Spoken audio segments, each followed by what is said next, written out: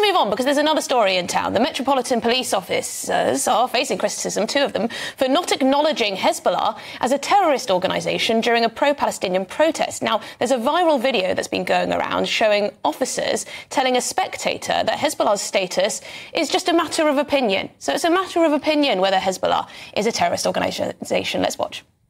It's a vigil. For the death of the leader of Lebanon. Right.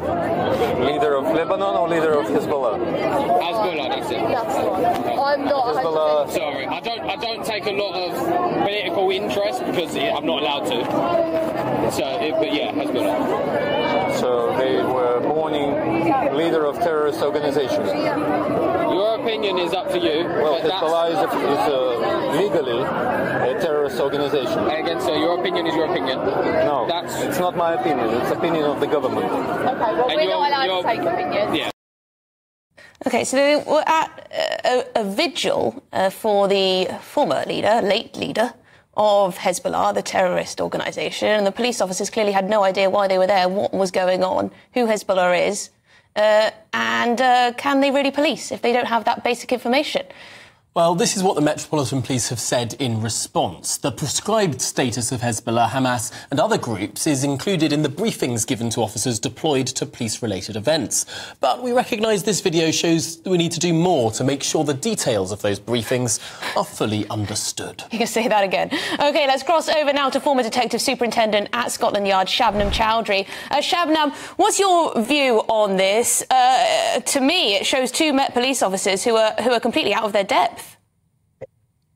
I think there's a little bit of that in terms of being out of their depth and understanding what's actually going on globally. They've gone to this protest as part of their roles and their responsibilities. These are probably local neighbourhood officers or officers from a response team who don't normally get involved in public order events. But I think there's a couple of other things here. The Met have acknowledged that perhaps the briefing was poor. What they have said is that Hezbollah, Hamas are prescribed, part of prescribed organisations. But what they haven't probably clarified with the officers are if you get the what if ask questions. So if, ask certain questions about, what's going on in the area, they don't seem to know about that. But I do agree that with police officers, they are in a bit of a difficult position. They're damned if they do, they're damned if they don't. Part of their vetting process is to have absolutely no affiliations to any kind of prescribed organisations. They don't get involved with political views. They're there to be impartial. They're there to actually spot if there is any criminal activity. And I think that's where the confusion came. In terms of the opinions that were given as far as they were concerned, they didn't want to get involved in that. But if there was some form of criminal activity, i.e. there were some banners or there was some chanting or there was something that goes against the legislation in law, then they would have acted appropriately. They wouldn't have had a clue, though, Shabnam. Based on that video, they wouldn't have had a clue. If someone was holding up a sign saying, I love Hezbollah, or I support Hezbollah, or I support Hamas, by the sounds of these two police officers, they wouldn't have done anything. No, I don't agree, actually. I think that's where the confusion came. I think the fact is that these are not willing to give opinions or views on something, but they will have been given briefings on certain elements of what they should and can act or can't act upon. And I think there's been confusion. I think the Met need to be do better briefings with their officers so that they have a better understanding of it. Thousands of officers within policing, thousands of people don't actually understand what's going on globally. And these officers are probably, to a degree, thinking, if I say one thing, I'm going to be in trouble. If I don't say one thing, I'm going to be in trouble. I'm here to spot if there's any criminal activity going on. I'm completely focused on that. But I do accept, and I should think that, the Met have already acknowledged that they need to do better briefings for their officers to make them understand when they go to these protests, actually, what is it about and what can you do to protect people, but also to reassure them, because that member of the public clearly didn't feel very reassured at all. I suppose it's just hard to enforce the law if you're publicly stating you don't know what the law is, if you don't know that Hezbollah is a prescribed terrorist organisation, you don't know the difference between the terrorists in Hezbollah and the government of Lebanon. I mean, you don't have to understand a lot of the intricacies in a very complicated region of the world to understand you know, the few groups that the government has actually proscribed as terrorists.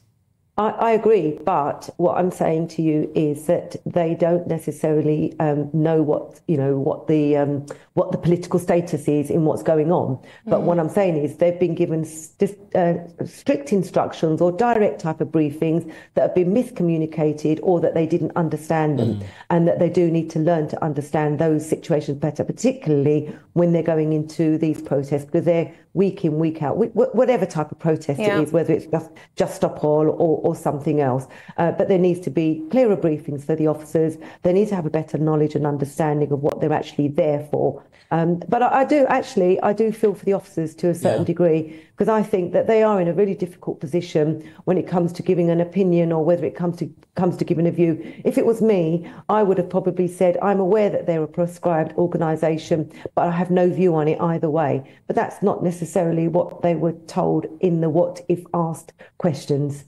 OK, well, Shabnam Chowdhury, thank you very much indeed, former Detective Superintendent at Scotland Yard. I mean, I'm sorry, it was a vigil for the death of the leader of a proscribed terrorist organisation in the UK. That's all you need to know, really. Yeah. All you need to know. You don't need to know about the intricacies of Lebanese politics. You don't need to know about the intricacies of the Middle East conflict. I understand it's difficult, but I think it's something's going wrong at the top. Does Mark Rowley have to take, responsibility for this? I just feel a bit sorry for these police officers, to be honest, who clearly didn't know why they were there, what was going on. I don't think it's good enough, though. I don't think it's good enough. People, are worried about what they're seeing day in, day out on our streets. Yeah. And they want to know that if the law is the law, it will be enforced, and at least the police will understand that a certain group is a terrorist organisation. They don't even need to know why exactly. They don't need to know why it's been prescribed. All they need to know is that it is. Goes some way to explain why some of these chants haven't shown any action. Maybe the police were just sitting there completely bamboozled, not knowing what they were hearing. Oh, and don't get it onto the different flags as well. I get it's difficult. I get it's difficult, but this has to come from the top, surely. Yeah. Well, we're joined by former Scotland Yard detective Mike Neville in the studio with us. Mike, thank you very much indeed for taking the time out of your afternoon. So, is this a case of these two police officers not doing their homework, not bothering to read this briefing that they all got? Well, it's just totally unacceptable, isn't it? I mean, it's like being sent out on a burglary patrol and not what's the definition of burglary. It's a matter of opinion. Well, the definition of burglary is what it is. The fact that Hamas and Hezbollah are prescribed terrorist organisations is clear. And by being prescribed organisations, simply wearing things that support them, that is a criminal offence. And these briefings need to be improved. I mean, I remember as a young officer going to a football match and almost being told, well, listen to the older guys, they know what they're doing. Over time, things have got better, but how can it be that we've got officers on those duties who are not told this is an offence to do this thing? It's as clear as that. Where's the sergeant involved in this? Who's the inspector? And there would have been a superintendent of something giving that briefing, and it's just that they need to tighten this up, because again, I was speaking to some Jewish friends, they're really afraid to come to central London, and this could be cracked down on if officers took appropriate action and just simply did their job and knew the law. Should a vigil for a leader of a prescribed terrorist organisation in this country have been allowed to take place in our capital city? No, it shouldn't have. I mean, I think all the time they try and say, it's a vigil for Lebanon or something. They always try and put a smoke screen in front of it. And this is where the police have difficulties, that this smoke screen is put up. But any suspicion, they could have stopped that. And I know that the Commissioner, Sir Mark Rowley, is saying that they really need to look at how Northern Ireland polices things. Because in Northern Ireland, they've made clear that down this street, the parade doesn't go because that's a majority Catholic area, it's a Protestant parade, or vice versa. And something needs to be done like that, because we are living in a society where Jewish people are afraid to go to central London. I just think that's really unacceptable. Isn't there an issue of freedom of speech here? Of being a free society?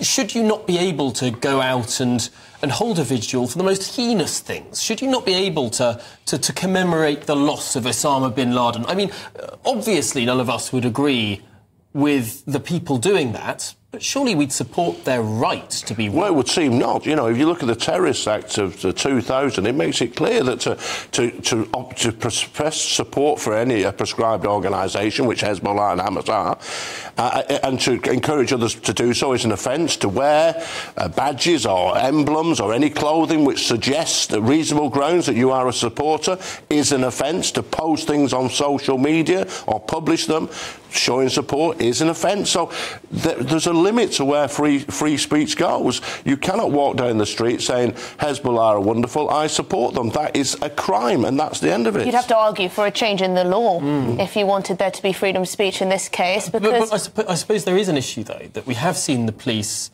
crack down very heavily on people who say certain things on social media, but not other things. Well, this is the problem, I think, all the time, that these accusations of two-tier policing are denied. And you saw the footage of the Commissioner, wasn't it, a month ago, storming, pushing past a journalist and knocking his camera, getting really angry about this accusation. But people are always going to say that, because if you go on social media, if you look at the time of the riots, people said some vile things. I'm going to burn down a mosque. These were people who were idiots, really. They had no facility to burn down a mosque. They had no real intention of burning down a mosque. They were just idiots saying vile things. Yet they're sent to prison for 15 months. Then you get people who walk down the street shouting from the river to the sea, and we know what that means. That means Israel being wiped out. That's as simple as that.